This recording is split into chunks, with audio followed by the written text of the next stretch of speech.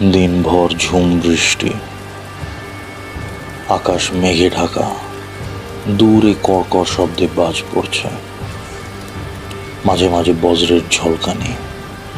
এমন আবহাওয়ায় গল্পকথক এবং তার বন্ধু মঠ লেনে এক বিশেষ ব্যক্তির সাথে দেখা করতে যেতেন।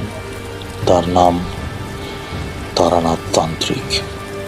বিভূতিভূষণ বন্দ্যোপাধ্যায় ও তারাদাস বন্দ্যোপাধ্যায়ের লেখা গল্প এবং উপন্যাসিকার এই সমগ্র সফা প্রকাশনী থেকে প্রকাশিত হয়েছিল।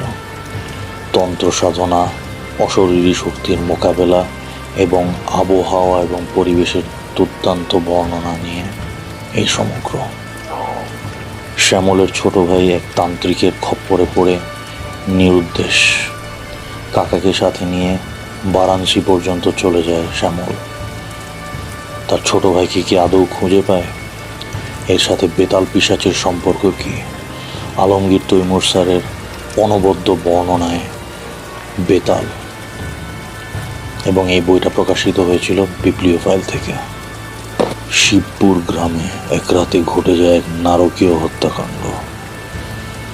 এক রহস্যময় ব্যক্তি এই কাণ্ডটা ঘটায়। গ্রামবাসী যখন তাকে তাড়া করে, তখন সে নিজেই নিজের প্রাণ দিয়ে দেয়। বহু বছর পরে আদ্রিয়ান মুখোমুখি হয়েছে এই রহস্যময় ব্যক্তির। কিভাবে এই লোক এত বছর বেঁচে রইল, আর এর পেছনের আসল ঘটনাই বা কি? জানতে হলে পড়তে হবে অবিনশ্বর সাজ্জাদ সিয়ামের লেখা। ঋদ্ধ প্রকাশ থেকে এই বইটা এসেছিল। এটা আর একটা খণ্ড আছে, বাট এই প্রথম খণ্ডটা একটু বেশি স্পেশাল। ধূর্ত ও শক্তিশালী তান্ত্রিক মহেন্দ্রনাথ এক অশুভ শক্তির সাধনা করে চলেছে। লক্ষ্য তার খুবই নিকটে, কিন্তু জমিদার এবং জমিদারের লোকরা সবকিছু টের পেয়ে যায় এবং নৃশংসভাবে মহেন্দ্রনাথকে হত্যা করে। মৃত্যুর আগে মহেন্দ্রনাথ ভয়ানক এক অভিশাপ দিয়ে যায়। কি সেই অভিশাপ? কীভাবেই বা তা কাটানো সম্ভব হবে?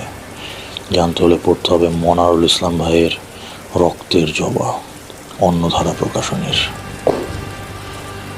এক অজপাড়া গাঁয়ে চাকরি হয়েছে সুনন্দার।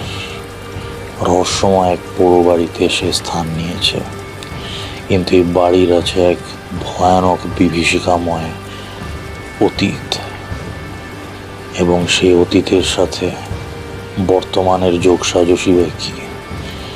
এটা জানতে হলে পড়তে হবে তাহার বাড়ি অন্য কোথাও, মনোয়ার ইসলাম ভাইয়ের, এবং এটাও অন্যধারা থেকে।